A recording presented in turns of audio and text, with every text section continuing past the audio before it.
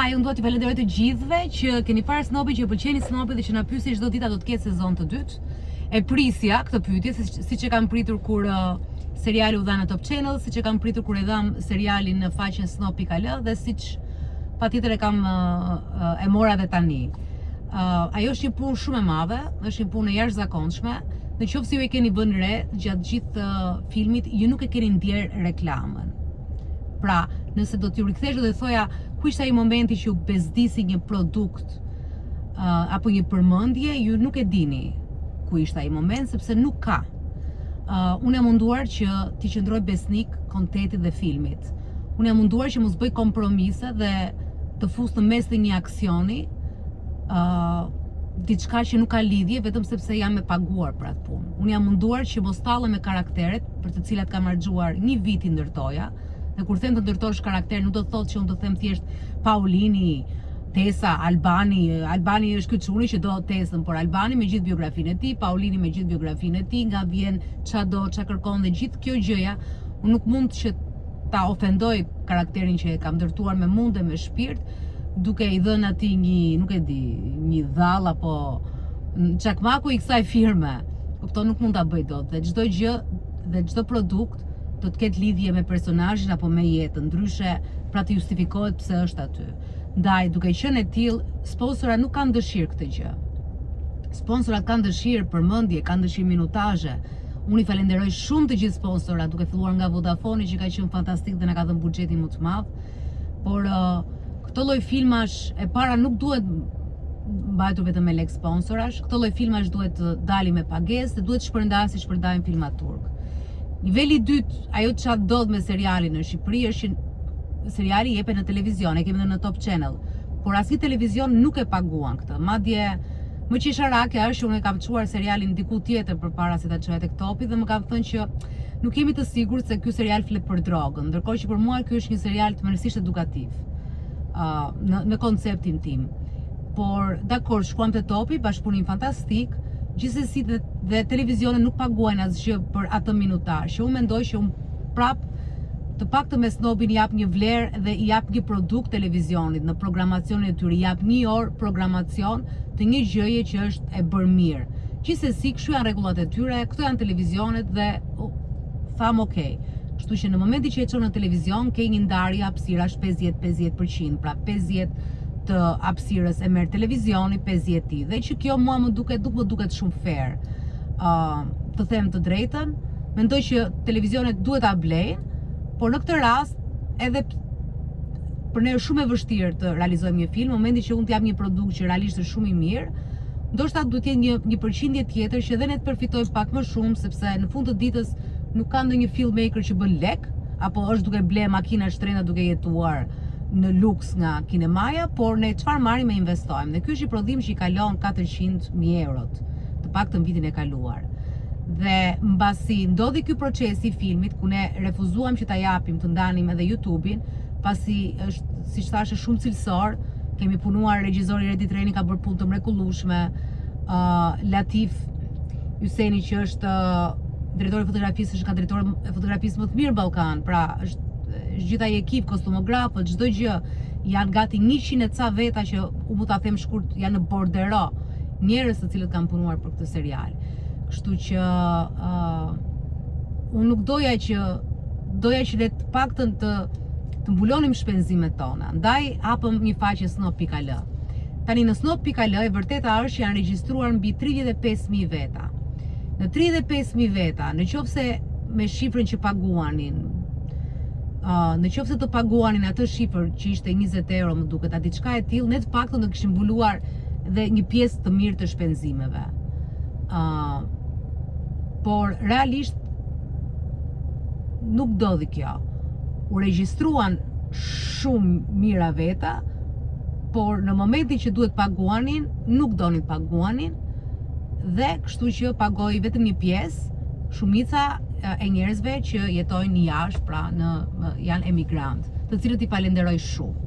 Pjesa tjetër nuk paguajnë. Në Shqipëri është shumë e vështirë të përdoret karta kreditit dhe fillojnë të bëjnë disa llogaritje që unë i mirë kuptoj, mund t'i bëja dhe unë po t'isha pozicionin atyre, por edhe nuk i mirë kuptoj. Për llogaritje të tipit, po Netflixi e ka kaq, për ne shohim gjithë filmat, pse do shohim këtë? Okej. Faleminderit, mos e shihni, por ky lloj produkti ka nevojë për mbështetje. Ne nuk mund të bëjmë dot GoFundMe këtu, sepse është një vend ekonomikisht dhe më të varfrit e Europës, dhe nëse ti thua unë dua të bëj një GoFundMe për të mbledhur të ardhura për filmin, njerëzit u të tallin edhe refuzojnë dhe thonë këtu s'ka buktan, ti do të bësh filma. Kështu që e kuptuam që është pak e vështirë për mentalitetin tonë ta kërkojmë në atë formë. Por që edhe ty kërkosh 15 euro dhe të thonë pse duhet t'jap unë kaq lek për të parë këtë film, kur Netflixi është tjetër dhe të krahasojmë një kompani multimiliarda eurosh, i cili ka dalë nga Amerika, nga shteti më i fuqishëm në botë, dhe nuk e di, nuk duhet ta mendoj gjatë, por është një gjë që pritej. Por ta kuptoni që ndonjëherë ne bëjmë disa gjëra me cilësi sepse ne duam t'i bëjmë, unë dua të rritem, dua të mësoj si skenariste, dua të bëj më të mirën, edhe pse të shkruash një skenar realisht, të shkruash aq shumë, 1 orë, janë 10 filma aty, 1 orë film çdo episod, të shkruash 10 orë film me kaq shumë karaktere, me kaq shumë zhvillime, me kaq shumë intriga, gjëra duhet unë të paktën kam harxuar 14 orë në ditë duke shkruar ose duke menduar. Pra unë nuk ekzistoja për asgjë tjetër. Që do thot, filloi biznesi Anabeli të më binte, isha e udhëtuar, natyrisht shtova 20 kg se rria vetëm ulur, ndërkohë shkruaja, nuk doja të bëja asnjë aktivitet fizik sepse isha e fokusuar aty. Kështu që aty jep shpirtin, unë jetoj me personazhet flasin. Kështu që gjithë kjo sakrificë është e vështirë shumë të përkthehet në lek këtu. Dhe nuk po them lek për të fituar unë po them lek që të mbulojmë shpenzimet dhe të bëjmë diçka të hajrit dhe shumë të mirë. Kështu që me gjithë to hapa, pra kur ti fillimisht sponsorat nuk i do të vinë me kushtet që duan ata nuk do të vinë. Madje kujtoj një dyqan, kompani që kishte drita llampa, i tha bëni një sken 5 minuta, po unë kam skena nga 1 minutë, ai donte 5 skena aty dhe i thash të bëj një sken 5 minuta, unë duhet thyej gjithë llampat aty dhe të bëj një betejë të madhe. Ai tha jo s'mund të thyen llampat, po tash nuk mund të rri aty të flasi për drita, se s'kam ku t'i çoj këta njerëz me milionerët që trin 2 orë në dyqan dritash apo kriminalët që do bëjnë aty. Kështu që në të kundërt unë nuk e bëj, pra unë kam bërë dhe unë refuzime se isha kokë fort dhe doja cilësinë. Doja që edhe në pleqërinë time mund ta shoh dhe ta pëlqej atë gjë. Pra refuzim nga sponsorat, ato nuk paguajnë. Shqipja është e vështirë si gjuhë, edhe për të shkuar në Netflix, asnjë gjë nuk është në Netflix, kanë dalë shumë burra kanë thënë jam në Netflix, asnjë nuk është në Netflix. Është një proces që duhet të shkosh aty, duhet të zbatosh ca rregulla. Në 2 episodet e para që ne kemi bërë gjatë pandemisë dhe me një buxhet shumë të vogël, përdorëm një kamera që është Blackmagic që nuk e di tani, por Netflixi nuk e donte, pastaj kaluam në Red, që kaluam në gjithë parametrat e Netflixi, nga fundi i serisë së dytë deri në fund ka qenë komplet parametra Netflixi. Kështu që nuk e dim nëse do pranoheshim apo jo, se tash edhe ajo ka vështirësitë e veta dhe të kesh këto parametra sepse është minimumi 1200 euro në ditë qiraja e një kamere Red. Kështu që gjithë vuajtje në fund të ditës nuk përkthehen në lek. Dhe duke mos u përkthyer në lek ti fillon lodhesh. Unë sezonin e dytë kam shkruar komplet draftin e parë, por drafti i dytë është i rëndësishëm sepse ai bën tamam zhvendosjet për llogaritjet, matematikën, që ju të keni një gjë me kaq shumë ritëm, siç e keni, që nuk lodheni, që ndërkohë këto lidhjet e gjitha këto gjërat që ndodhin. Dhe për ta bërë atë gjën i bie që të sakrifikoj gjithçka tjetër, ndërkohë që kam dhe andalen tani dhe punën dhe shumë gjëra tjera dhe shpirtërisht jam e fokusuar vetëm aty. Por që të fokusohem vetëm aty, unë të paktën duhet justifikoj te kalamajt e mi që jam duke bërë diçka që ka edhe një vlerë, që në fund ka edhe një vlerë monetare për ta. Sepse i pari ishte dëshirë, ishte pasion, ishte një pasion i jashtëzakonshëm, ka qenë një energji fantastike dhe në fund të ditës unë dhe Redi, për shembull Redi Treni, as nuk u shpërblye monetarisht sepse vetë e vendosëm që këtë gjë u kënaqem, ishte kaq. Por në vazhdim patjetër që duhet kemi dhe ne, sepse ne Redi është 12 orë në terren, unë jam 12 orë mbi Writers Duet, që është programi ku punoj unë, kështu që po ja u them kjo është e vërteta që ndonjëherë bën ca gjëra që ndoshta dhe s'duhet i bësh fare në Shqipëri.